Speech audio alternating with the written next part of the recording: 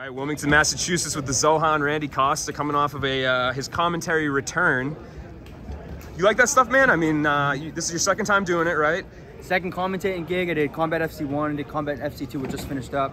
Man, I love it. I'm hoping that I can like chase another career going forward and open up doors for, you know, for different opportunities going forward. I feel like it's an interesting position to be in that, and I think that you need to like be articulate with the words and explain things in a way that like people really aren't sure what's going on. And I'm trying to think of it as explaining how the fights work into like my younger sister. Like I'm just trying to like break it down to the most elementary level, and it's just fun to me, man. I like it. I like to. It's a different way to be a part of the game, and it's cool. Yeah, absolutely. And I think the interesting thing is too, a lot of times when we hear fighter commentators, there's somebody that's like, you know, 50 years old or 60, but I feel like you can kind of connect with like the younger fans, like, you know what I mean? So yeah, man, it's you've always had this kind of gift. I mean, we talked about it off camera. Like your first UFC fight, you had your own little media day. Like you know how to do this stuff. Yeah, man, it's cool. Like I could talk to my shadow. I could talk an ear off an elephant, man. It's just.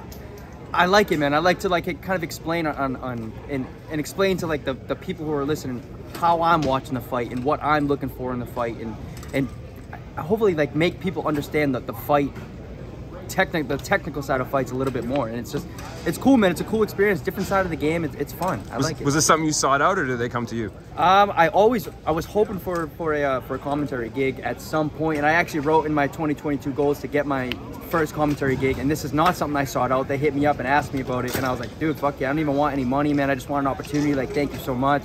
And I'm happy I got this opportunity, and I feel like that I exceed expectation if they call me back. So yeah, and it's on Fight Pass. You got like 2,000 plus people here tonight, so it's a pretty solid start. Like, have you found it being pretty smooth? You got a pretty experienced broadcast partner to help you out, right? Yeah, man.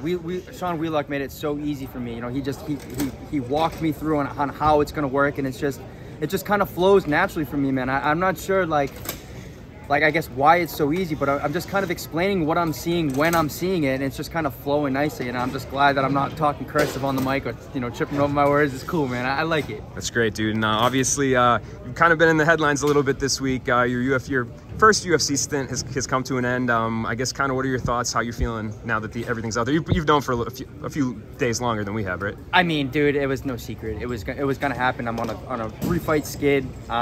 It was probably warranted to be cut after the last fight when I lost to Tony, but they gave me another opportunity, and I let it slip through. It is what it is, man. It's part of the game. I'm young in the sport. I was 4-0 when I got in the UFC. My first time getting punched in the face in a fight was, you know, my UFC debut. I feel like technically I'm there and my talent level is there. I just need to get more experience and kind of settle into fights a little bit more so I can really showcase what I'm about.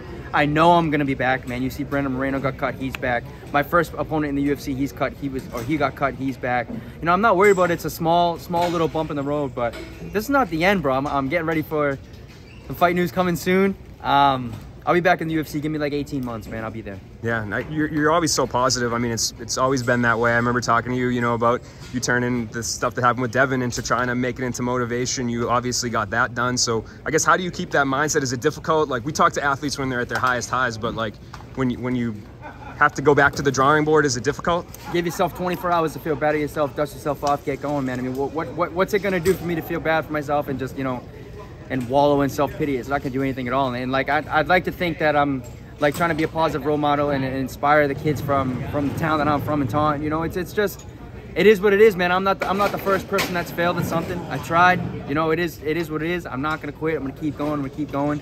And we're gonna turn this little shitty phase of my life into something positive, man. I know I'm gonna be back on top. I'm gonna land on my feet. Small little bump in the road. Show's not over. What's the roadmap, do you think, back? Try to get a fight before the end of the year, 4 fights next year to try to stay active. I think that's been part of like why I haven't shown how good that I really believe I am, is because, you know, long layoffs and lack of experience. And I think now that I'm you know, free agent, and I can go out there and stay active a little bit more, stay active and kind of show the UFC like, hey, you know, this wasn't a fluke. I earned that 4-0 shot. I'm gonna earn it again. Small bump in the road, man. It is what it is. Yeah, you're gonna stay down in Florida, you think, or are you gonna come back up this way?